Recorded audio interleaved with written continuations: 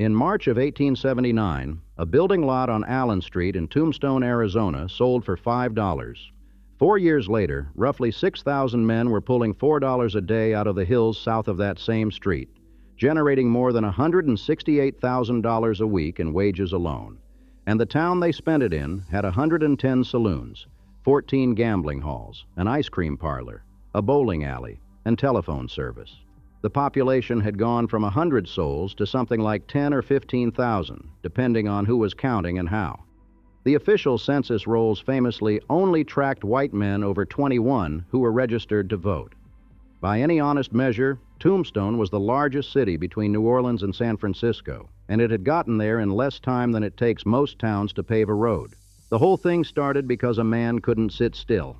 Ed Schieffelin was born in Pennsylvania in 1847, the son of a miner, and by the time he turned 17, he was already drifting through the mining camps of the West, Oregon, Idaho, Nevada, California, Utah, looking for the strike that would make his name.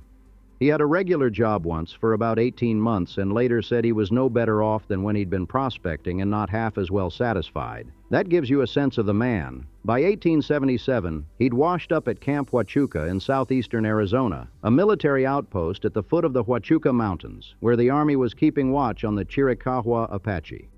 Schieffelin wasn't there to fight anybody. He was there to look at the hills to the east, across the San Pedro River, because his prospector's eye told him the geology was promising. The soldiers thought he was insane. The hills he wanted to explore were 12 miles from a hostile Apache stronghold in the Dragoon Mountains. A fellow scout named Al Sieber reportedly told him the only rock he'd find out there would be his own tombstone. Schieffelin didn't argue.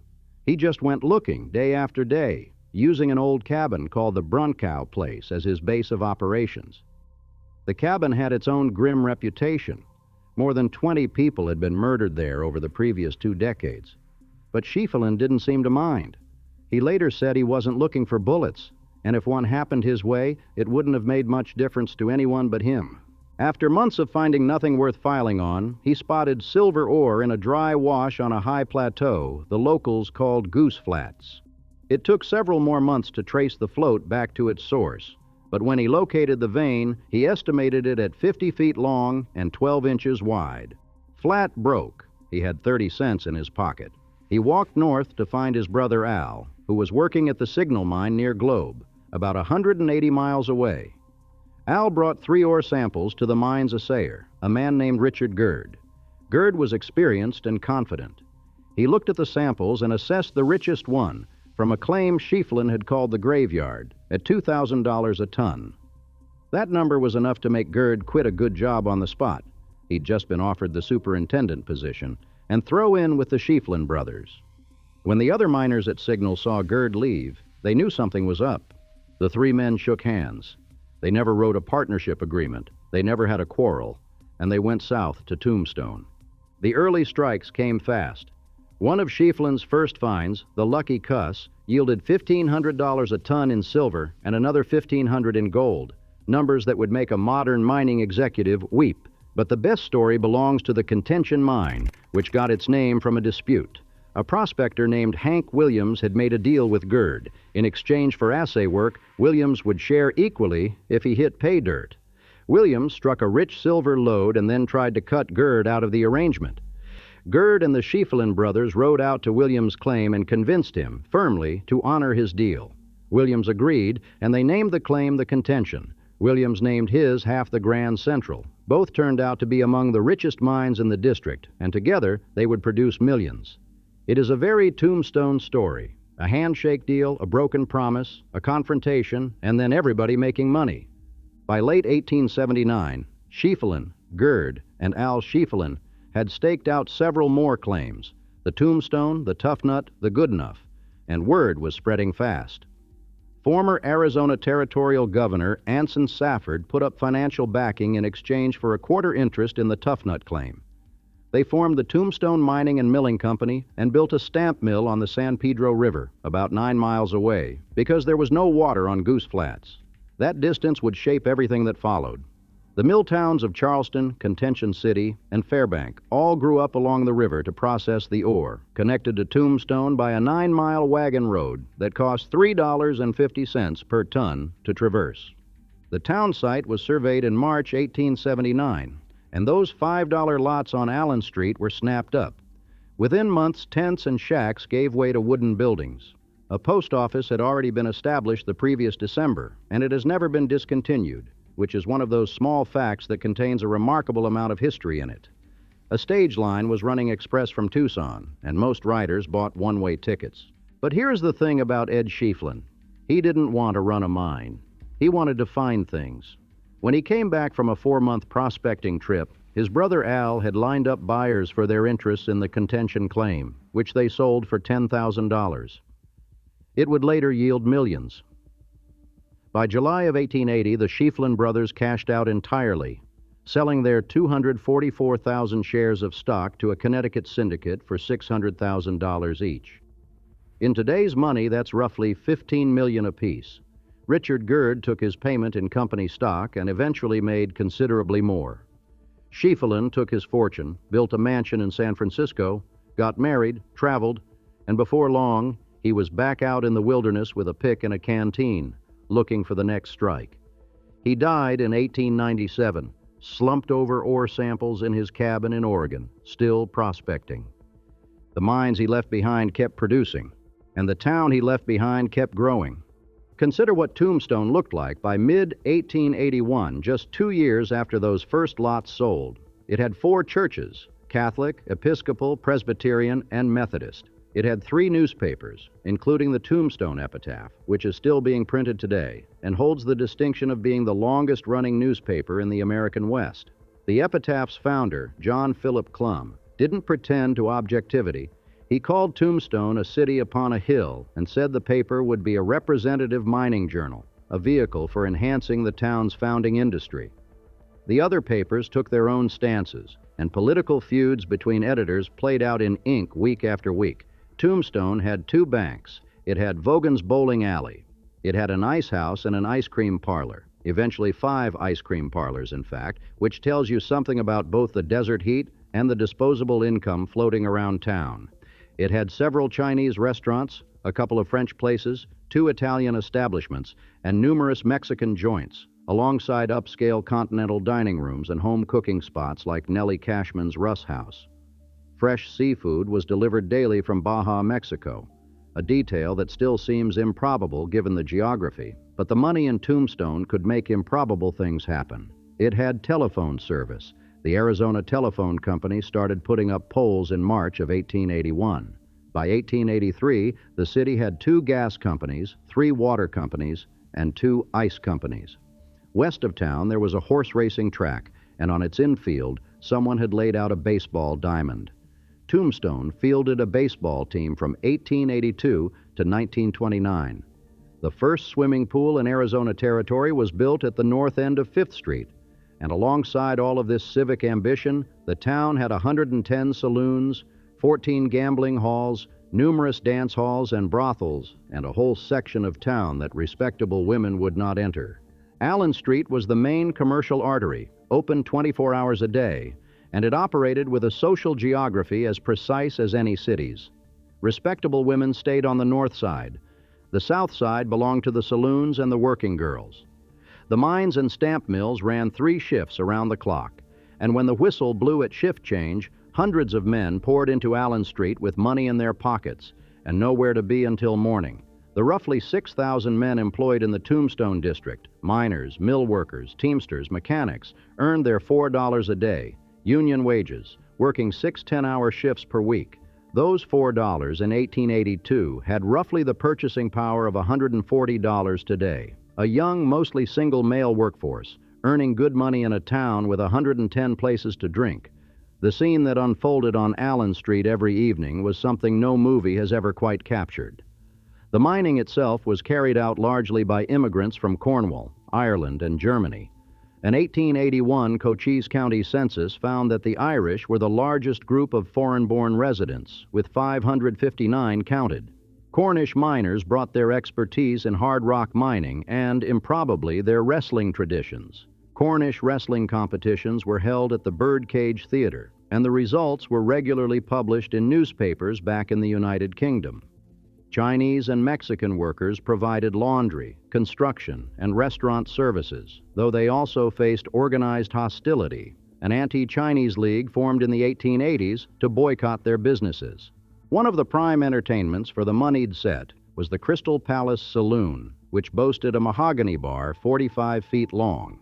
The Grand Hotel opened in September 1880 and styled itself as the finest lodging in the territory. The Cosmopolitan Hotel, on the corner of Allen and 4th, hosted the Earps and the Clantons alike. Ike Clanton and the McClory brothers were registered guests the night before the gunfight. These were buildings designed to impress, to say that Tombstone was not a temporary camp, but a permanent city, and people invested in them accordingly. The investors, meanwhile, came from the northeastern United States, and their money transformed Tombstone from a camp into a city. Mining in the early days was remarkably easy. The ore was rich and close to the surface, and one man could pull out as much as 3 men produced at other camps. That ease attracted capital, and eastern syndicates from Connecticut and New York snapped up the leading mining operations. When Cochise County was carved out of Pima County in February 1881, Tombstone was named the county seat. That designation meant government offices, courts, and a steady flow of lawyers, who, as it turned out, became even wealthier than the miners or the mine owners. Between 1880 and 1885, the courts were clogged with cases about land claims and properties. By 1880, there were over 3,000 mining claims in the Tombstone district, and every boundary dispute, every grubstake argument, every challenge to a title required legal counsel. Every lawsuit also required expert analysis of the underground geology, so engineers and geologists settled in Tombstone too, and the whole affair produced the most thoroughly mapped and documented mining district in the entire West. The irony is that the lawyers did better than almost anyone. The men who argued about who owned the silver made more money than the men who dug it out of the ground. On June 8, 1881, Al Schieffelin, Ed's brother, the one who'd stayed, opened Schieffelin Hall, and it became the cultural heart of the town. It was built as a performance theater, recital hall, and meeting place, and it remains the largest standing adobe structure in the American Southwest. This is where the respectable citizens of Tombstone went for entertainment. Traveling theater troupes, operas, recitals. The acts that played Schieffelin Hall came from San Francisco, and the audiences who filled its seats included mine owners in tailored suits, their wives in imported dresses, attorneys who billed by the hour, and doctors like George Goodfellow, who would gain fame as a pioneer in gunshot wound surgery. Tombstone gave him plenty of practice. The next year, St. Paul's Episcopal Church was built at the corner of Safford and 3rd Streets, and it stands today as the oldest Protestant church in Arizona. Between the churches, the courthouse, Schieffelin Hall, and the stone and adobe commercial buildings going up along Allen and Fremont streets, Tombstone was investing in architecture that said, "We intend to stay." Wyatt and Morgan Earp were attending a performance at Schieffelin Hall the night Morgan was killed. The other theater in town told a different story entirely. On Christmas Day, 1881, Billy and Lottie Hutchinson opened the Birdcage Theater on Allen Street. Hutchinson was a variety performer who'd originally intended to present respectable family shows, like the ones he'd seen drawing big crowds in San Francisco. He even hosted a ladies' night early on, where the decent women of Tombstone could attend for free. That didn't last. The Birdcage quickly became a saloon, gambling hall, theater, and brothel all under one roof. Suspended from the ceiling were small curtained compartments, cages really, where the women who worked there entertained their customers above the heads of the audience below. The New York Times in 1882 called it the wildest and wickedest night spot between Basin Street and the Barbary Coast. That assessment was probably fair. The Birdcage ran 24 hours a day, 7 days a week, 365 days a year, and during its 8 years of operation, 26 people were killed inside it. 140 bullet holes are still visible in the ceiling and walls. Legend has it that no self-respecting woman in Tombstone would walk on the same side of the street as the building. And this is where Allen Street becomes more than just a commercial strip. It was a stage set for every tension running through Tombstone. North versus south, law versus lawlessness, permanence versus transience. The mine owners and townspeople were largely from the northern states. The ranchers in the surrounding countryside were mostly Confederate sympathizers. Tombstone sat only 30 miles from the Mexican border, and a loosely organized band of outlaws known as the Cochise County Cowboys made their living stealing cattle from ranches in Sonora and selling them to the growing population at below-market rates. It was a perverse supply and demand arrangement. The town needed beef. The cowboys supplied it through rustling, and as Tombstone got richer, the cowboys started wanting a share of the silver economy, too. Into this walked the Earp brothers. Wyatt arrived in December 1879, originally planning to start a stage line, but two were already running. Instead, he partnered with the owner of the Oriental Saloon to run a gaming operation for 0.25% of the proceeds, and took a side job riding shotgun on Wells Fargo shipments. His brother James opened a saloon on Allen Street. Virgil served as deputy marshal, then marshal. Morgan worked as a lawman alongside Virgil. Doc Holliday, the tubercular dentist-turned-gambler, showed up in early 1880 with his companion, Big Nose Kate. These were not simple men. They were businessmen and opportunists who also happened to carry badges, and the line between their commercial interests and their law enforcement duties was not always easy to see. The tensions between the Earps and the Cowboys escalated for over a year before they came to a head on October 26, 1881. The gunfight is always called the gunfight at the OK Corral, but it actually took place in an empty lot on Fremont Street, a short distance from the corral's back entrance. It lasted roughly 30 seconds. When it was over, 3 cowboys were dead: Billy Clanton, Tom McClory, and Frank McClory, and Virgil, Morgan, and Doc Holliday were wounded. Wyatt was untouched. The Earps were tried for murder and acquitted. The court found they'd acted within the law, but that was not the end of it. 2 months later, on December 28, 1881, Virgil Earp was ambushed on the streets of Tombstone, shot from the second story of an unfinished building. He survived, but was permanently maimed.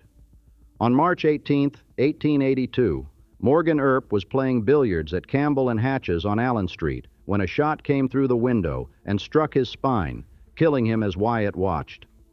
The assassins in both cases were identified but never prosecuted. Wyatt Earp concluded that official justice was a dead end.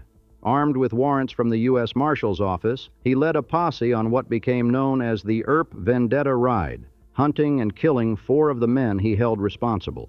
The entire Earp party left Arizona in April of 1882. They never came back. Through all of this, Tombstone kept building. The Cochise County Courthouse was constructed in 1882 at a cost of around $45,000. They built a special kiln and brought in Chinese brickmakers to produce the 50,000 bricks it required. The cornerstone was laid on August 11, 1882, with considerable ceremony. Coins, cigars, specimens of ore, poems, and essays were deposited in a cavity beneath it. The 2-story Victorian building was designed to project permanence and authority. It would serve as the county seat for nearly 50 years. But even as the courthouse was going up, the mines were sending warning signs that almost nobody wanted to hear. The Tough Nut Mine had first experienced water seepage in 1880. In March 1881, the sulfurate mine struck water at 520 feet. A year later, miners in a new shaft of the Grand Central hit water at 620 feet. At first, the flow was manageable. Constant pumping with a 4-inch pump could keep up. Experienced miners, though, knew the water would increase. And it did. Mine managers traveled to San Francisco to meet with the principal owners and discuss options. The only system available for pumping water from below 400 feet was the Cornish engine, a massive steam-powered pump that had been used at the Comstock lode in Nevada during the 1870s. They bought and installed these enormous machines in the Contention and Grand Central mines. At peak capacity, the Cornish pumps were pulling 2.5 million gallons of water per day out of the shafts. That is an astounding number. It meant that Tombstone's mines were not just extracting silver, they were fighting an underground river, and the fight was expensive. And yet, the money was still flowing. In 1883, writer Patrick Hamilton estimated that the mines had produced about $25 million in their first 4 years of operation, roughly $650 million in today's dollars. Other estimates put the total lifetime production between $40 and $85 million. Over 30 million troy ounces of silver came out of the Tombstone district, more than any other mining district in Arizona. The question was never whether the silver was there. The question was whether it could be extracted faster than the water came in.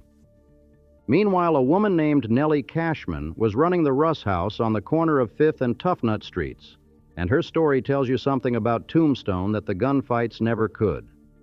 Cashman was born in County Cork, Ireland, around 1845 during the famine. She'd immigrated to America as a child, worked her way west, and by the time she arrived in Tombstone in 1880, she'd already organized a rescue expedition to a snowbound mining camp in British Columbia where nearly 100 men were dying of scurvy. In Tombstone, she served 50-cent meals and advertised that there were no cockroaches in her kitchen and the flour was clean. She offered rooms for $8 a week and never turned away the hungry or desperate. She convinced the owners of the Crystal Palace Saloon, one of whom was Wyatt Earp, to let her hold Sunday church services there until she'd raised enough money to build the Sacred Heart Catholic Church. She raised funds for the Salvation Army, the Red Cross, the Miners' Hospital, and amateur theatricals. When a businessman built bleachers and sold tickets to a public hanging, Cashman persuaded local miners to tear them down the night before the execution. When the condemned men needed spiritual counsel, she provided it. When she heard that a medical school planned to exhume their bodies for study, she stationed 2 prospectors at the cemetery to keep watch for 10 days. Nellie Cashman was the kind of person a city needs when the silver runs out and the saloons go dark. But she didn't stay that long. She left Tombstone in 1886, moved through a dozen mining camps, raised her dead sister's 5 children, and at the age of 53, joined the Klondike Gold Rush. She died in 1925, and the New York Times ran her obituary. Now about the fires. Every boomtown built of wood and canvas eventually burns, and Tombstone burned twice.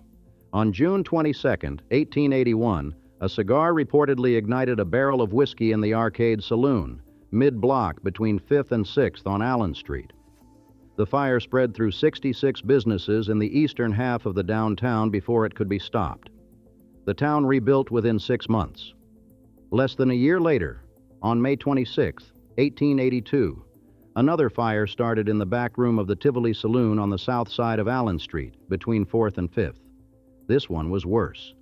The flames reached the upscale apartments of the Tombstone Club in the Grand Hotel building, caught the wooden staircase on the back of the building, and spread to the window frames and into the interior, consuming carpets and furniture. In less than 15 minutes, the entire area between 4th and 5th Streets, Allen and Toughnut, was ablaze. The fire jumped to the Occidental Saloon, then the Alhambra, then spread in both directions, east to the Cosmopolitan Hotel, west to the Golden Eagle Brewery. Firemen managed to stop the flames at the corner of 5th and Allen, saving the Oriental Saloon with only minor damage, but the fire jumped 4th Street and took out the Nugget newspaper office. The epitaph reported that the Nugget was quickly swept from the face of the earth, which you have to imagine gave the epitaph's editors a complicated set of feelings. All told, over 100 businesses were destroyed, including the OK Corral, the Grand Hotel, the Cosmopolitan Hotel, and most of the commercial district. The damages were estimated at $500,000, nearly 3 times the losses from the first fire, and only half was covered by insurance. Only a handful of buildings survived both conflagrations. The Birdcage was one of them. Schieffelin Hall was another. The fires were stopped on the south side of Fremont Street, sparing both. The fact that Tombstone rebuilt itself twice in under 2 years, from the ground up, with borrowed money and borrowed time, says something about what people believed that ground was worth. But something else was happening underground that no amount of rebuilding could address. The Cornish pumps were working, but they were fighting a losing battle, and the economics were deteriorating. The pumps were enormously expensive to operate. The Grand Central and Contention mines had cooperated on the pumping system, but other mining companies, the ones whose shafts benefited from lower water tables without contributing to the pumping costs, refused to share the expense. This is a business problem as old as civilization itself. Who pays for the infrastructure that benefits everyone? In Tombstone, nobody could agree on the answer. And then, on May 26, 1886, exactly 4 years to the day after the Great Fire, the Grand Central Hoist and Pumping Plant burned. The fire was so intense that the metal components of the Cornish engine melted and warped. The headworks of the main mine shaft were destroyed. This was not a saloon fire or a building fire. This was the destruction of the machinery that kept Tombstone's mines alive, and the timing could not have been worse. The price of silver had slid to 90 cents an ounce, roughly half of what it had been during the boom years. The mine owners looked at the numbers and made a cold calculation. Replacing the pumps would cost a fortune. Silver was cheap. The ore below the waterline was increasingly difficult to reach. And there was a deeper structural problem. The competing mines could never agree on who should bear the pumping costs. The Grand Central and Contention had invested in the Cornish engines, but the mines whose shafts dried out as a result, which enjoyed the benefit of all that pumping without paying a dime, refused to chip in. When the pumps were destroyed, the dry mines flooded too, and nobody was willing to do the pumping required to lower the water table for the entire district. The collective action problem killed Tombstone's mines more surely than the fire did. The people who had been thinking about leaving Tombstone when the flooding started now packed up and left. The mines that remained operational laid off workers. 2 years earlier, in 1884, Tombstone's miners had formed a union affiliated with the Knights of Labor and demanded a pay increase, a sign that even during the boom, the men doing the actual digging felt the wealth wasn't being shared fairly. Now there were no raises to negotiate for. The Sherman Silver Purchase Act of 1890 had briefly boosted silver prices by requiring the federal government to buy silver. But when the act was repealed in 1893, amid a financial panic, the price of silver collapsed again, and whatever slim hope remained for Tombstone's mines collapsed with it. The Birdcage Theater, which had run every hour of every day since Christmas 1881, closed its doors in 1889. Some sources say it kept going intermittently until 1892 or even 1894, but either way, the 24-hour party was over. The silver price recovered briefly, and a few mines produced again, but never at anything close to the levels of the early 1880s. The U.S. Census tells the rest of the story in two numbers. In 1890, fewer than 1,900 residents. In 1900, fewer than 700. A city that had held 10 or 15,000 people had lost 95% of its population in barely a decade and a half. Tombstone was saved from complete extinction by one thing: it was still the Cochise County seat. As long as the courthouse on Toughnut Street held county offices, there was a reason for some people to stay. Lawyers still needed a court, clerks still needed desks. The county government, a remnant of the boom years, kept a small economy alive through sheer bureaucratic inertia. There was a second mining boom, quieter than the first, from about 1902 to 1923. E.B. Gage returned to the hills and reopened some mines, and the Tombstone Consolidated Mines Company assumed control of many of the old properties. The El Paso and Southwestern Railroad finally built a line to Tombstone in 1903, decades after it would have mattered most. The railroad was supposed to make the economics work again, to bring in equipment cheaply and ship out ore efficiently. But in June 1909, water flooded the mines at the 1,000-foot level when steam pumps seized up and boilers ruptured. The flow had reached over 6 million gallons daily, more than double what the Cornish pumps had struggled to handle 20 years earlier. Pumping resumed in 1910, but mechanical problems plagued the operation. The Tombstone Consolidated Mining Company went bankrupt in 1911, and the Engineering and Mining Journal reported bluntly on the failure of silver mining at Tombstone, citing the cost of pumping 7 million gallons of water with a 1,000-foot lift. The water always won. During World War I, manganese from the Tombstone district found a military market, and about 9,000 tons of manganese ore were shipped out over the war years. During World War II, lead mining brought a little life back, but these were afterthoughts, small operations that employed dozens instead of thousands, and they ended when the government contracts dried up. The exciting days were long gone, and everyone knew it. In 1929, Tombstone faced its last institutional humiliation. Bisbee and Douglas, prosperous copper mining cities in Cochise County, had long coveted the county seat designation. A man named Ray Krebs, Tombstone's mayor, an automobile salesman, and later an insurance man, saw the threat coming.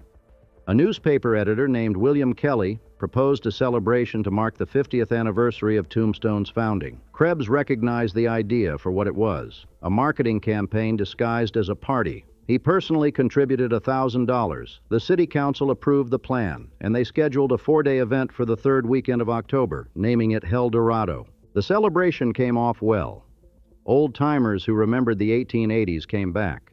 They cleaned out the Birdcage Theater for the first time in nearly 40 years, sweeping away the accumulated dirt and trash. The epitaph reported that $10,000 had been raised to restore historic buildings to their 1880s appearance. Newspaper reviews were glowing.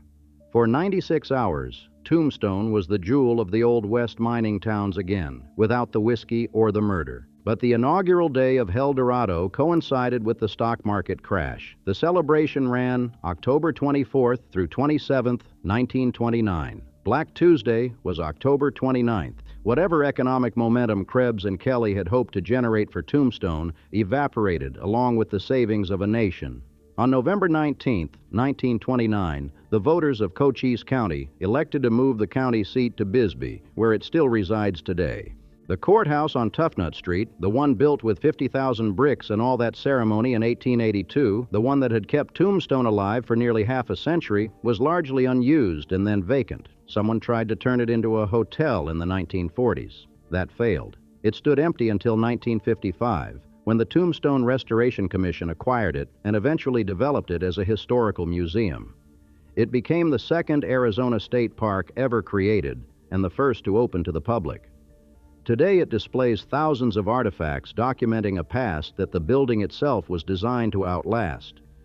The 1930s and 1940s were quiet in Tombstone. The mill towns along the San Pedro River, Charleston, Contention City, Fairbank, had fared even worse.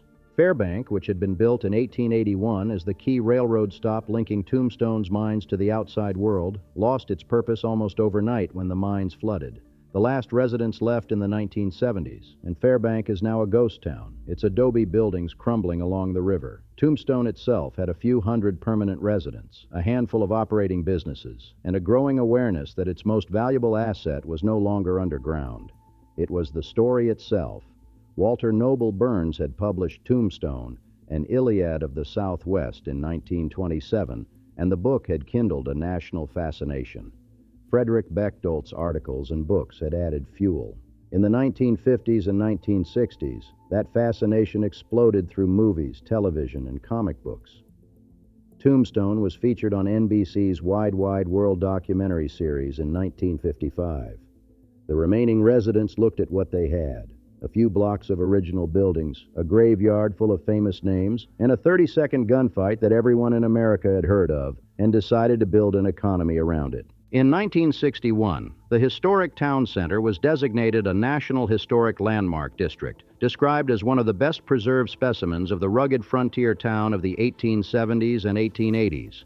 The Crystal Palace Saloon, including its 45-foot mahogany bar, was restored to its 1881 condition in 1964, complete with Victorian ceiling lamps and an inlaid patterned wood floor. Allen Street was blocked off to automobile traffic. Gift shops and steakhouses moved into buildings that had once held assay offices and law firms. Today, Tombstone receives roughly 450,000 tourist visitors each year, which works out to about 300 tourists for every permanent resident.